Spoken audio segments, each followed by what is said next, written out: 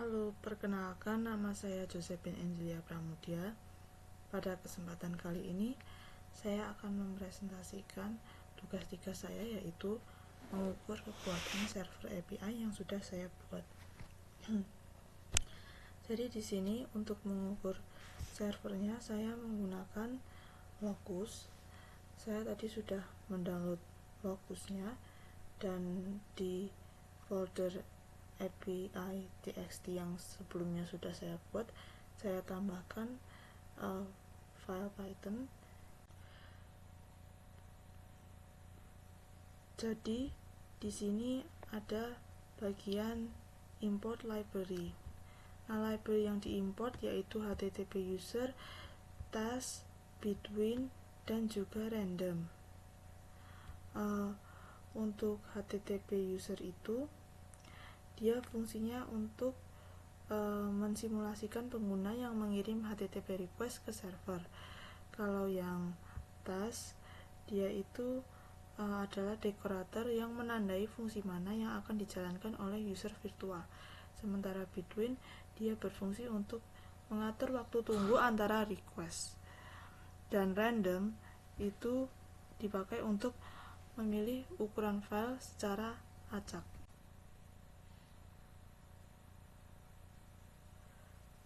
Selanjutnya ada class API user, HTTP user. Nah, di dalamnya ada wait time ini between 1,3, itu artinya berarti setiap user virtual akan menunggu antara 1 sampai 3 detik sebelum mengirim request berikutnya. Lalu di sini ada file sizes, ada yang 10 KB, 100 KB, 1 MB, 5 MB, dan 10 MB. Ini nanti adalah daftar ukuran file yang akan diuji. Lalu ada tes yang bobotnya 3 dan tes yang bobotnya 2. Berarti ini nanti adalah 3:2. Yang 3 itu untuk membuka file, kalau yang 2 itu untuk mendownload file. Kenapa 3:2? Karena biasanya ketika seseorang membuka API, maka dia akan cenderung lebih sering membuka txt-nya dulu baru mendownload. Jadi saya tetapkan perbandingannya 3:2. Nah, keduanya ini, baik yang ini maupun yang di bawah ini, memiliki fungsi yang hampir sama. Tapi yang bobotnya 3 ini yang untuk melihat, yang bobotnya 2 untuk mendownload. Ini berarti artinya ya ini supaya dia itu nanti user bisa memilih satu ukuran file secara acak, yaitu menggunakan random ini. Lalu dia akan mengirim request get ke server untuk membuka file itu. Yang bawah ini sama. Nah, ini adalah tampilan dari CMD saya. Untuk CMD yang sebelah kiri ini saya gunakan untuk menjalankan API, yaitu app.python. Sementara CMD yang sebelah kanan saya gunakan untuk menjalankan locus atau file locusnya yang test.python tadi. Jadi sebelumnya saya untuk yang CMD sebelah kiri saya mengubah lokasinya menjadi di lokasi tempat folder API txt berada. Lalu saya akan mengaktifkan virtual environment-nya dulu, baru saya menjalankan kode Python app.py. Lalu di CMD sebelah kanan di sini sama, saya akan memindah lokasinya menjadi di folder API txt. Lalu saya akan mengaktifkan virtual environment-nya. Lalu saya akan menjalankan file locus tadi yang test.python. Nah, di sini dia alamatnya yang locusnya itu ada di http localhost 80. Nah, di sini saya sudah siapkan daftar jumlah user dan rem up yang akan saya masukkan ke locusnya nanti. Jadi kalau jumlah user itu ya jumlah usernya, kalau rem up itu berarti dalam 1 detik sudah berapa user yang masuk atau mengakses. Nah, di sini saya sudah masuk ke laman locusnya.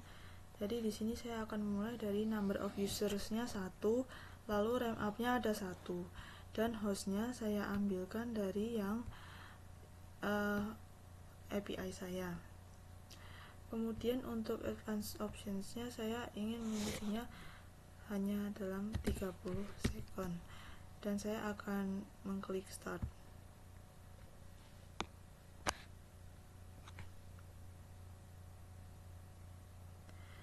Nah, di sini terlihat hasilnya.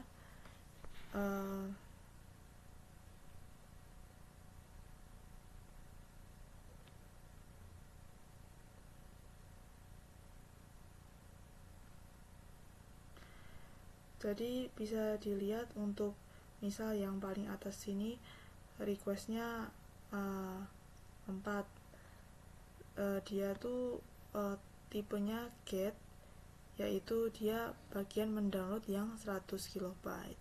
Lalu di sini bisa dilihat kalau filesnya itu 0 semua. Nah, dari sini bisa kelihatan di bagian aggregated request totalnya tuh selama ya 30 second tadi ada 16, filesnya 0, lalu ada RPS-nya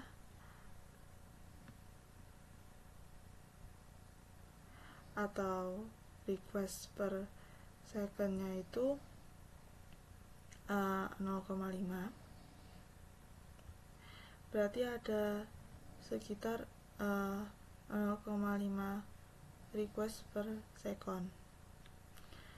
Dan ya bisa dilihat dari pengujian 30 second itu ini masih cenderung aman karena filesnya. Sekarang saya akan mencoba untuk memasukkan pilihan yang kedua, yaitu number of usersnya 10, rem up-nya 2, lalu advanced optionnya runtime-nya tetap 30 second. Jadi saya akan start.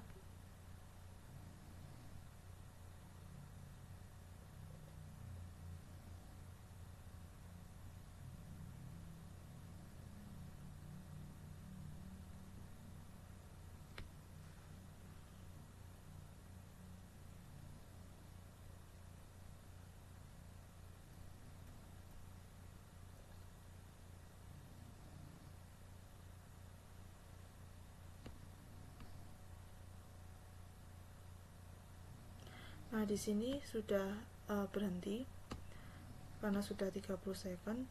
Jadi bisa dilihat total requestnya tuh ada 133, failsnya masih 0, lalu current RPS-nya itu 4,7, berarti request per secondnya tuh ya sekitar setiap second ada 4,7 request. Lalu average runtime-nya ya ini 67,39. Karena di sini failure-nya masih 0%, bisa dibilang ini masih bisa. Sekarang saya akan melakukan percobaan yang ketiga, yaitu number of usernya 50, sementara rem up-nya itu 5, dengan runtime-nya masih 30 second. Saya akan klik start.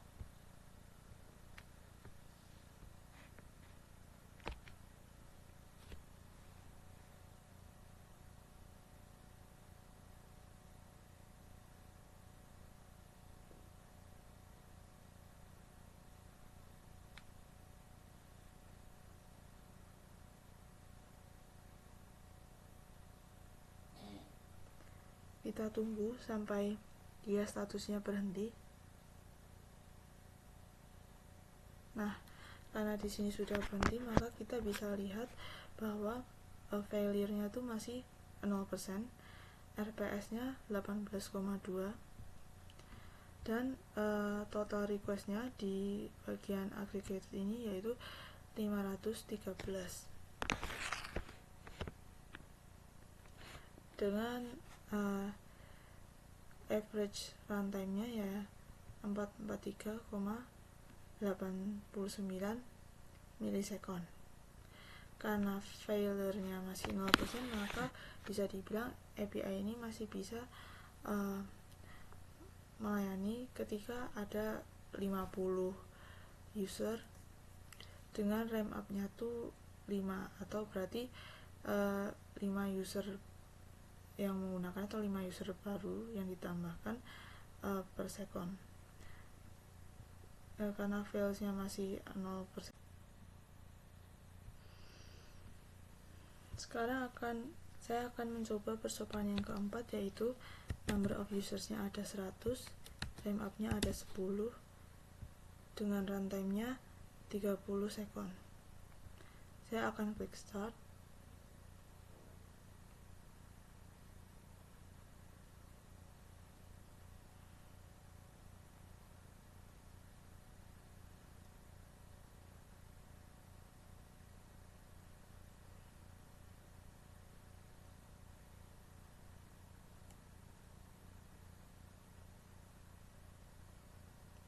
Saya akan menunggu sampai di sini ternyata ada pesan logs, dan ternyata ada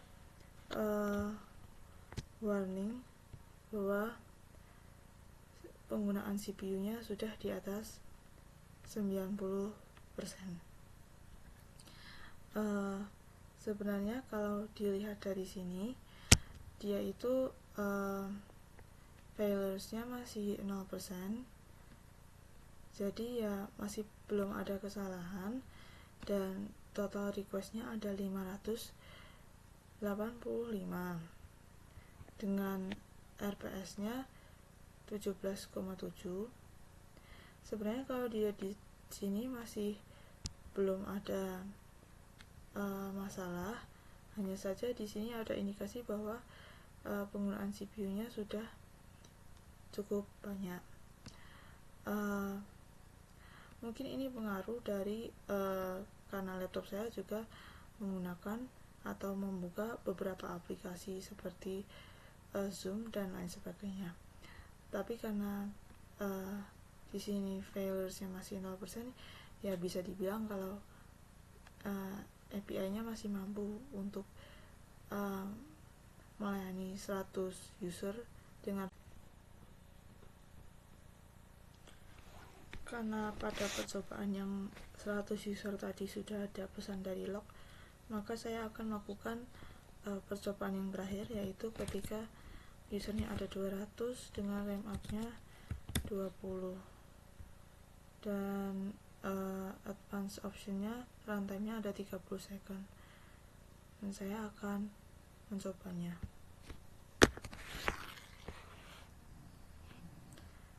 Saya akan menunggu sampai statusnya berhenti, dan ternyata di sini juga ada pesan dari logs.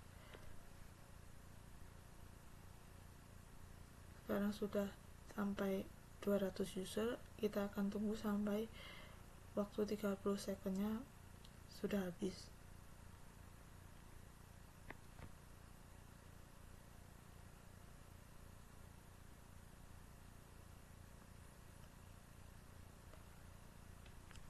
Nah, di sini sudah selesai. Di sini dapat dilihat bahwa total requestnya adalah 578, tidak terlalu berbeda dari yang ketika 100 user tadi. Bisa dilihat performanya sudah tidak sebagus yang sebelumnya, meskipun failures-nya masih 0%, tapi dia sudah mulai melambat. Ditambah lagi sudah ada pesan dari logs ini, jadi ya saya harus menghentikannya. Itu berarti batasnya hanya sampai ketika usernya 200 dengan RAM up-nya 20 saja.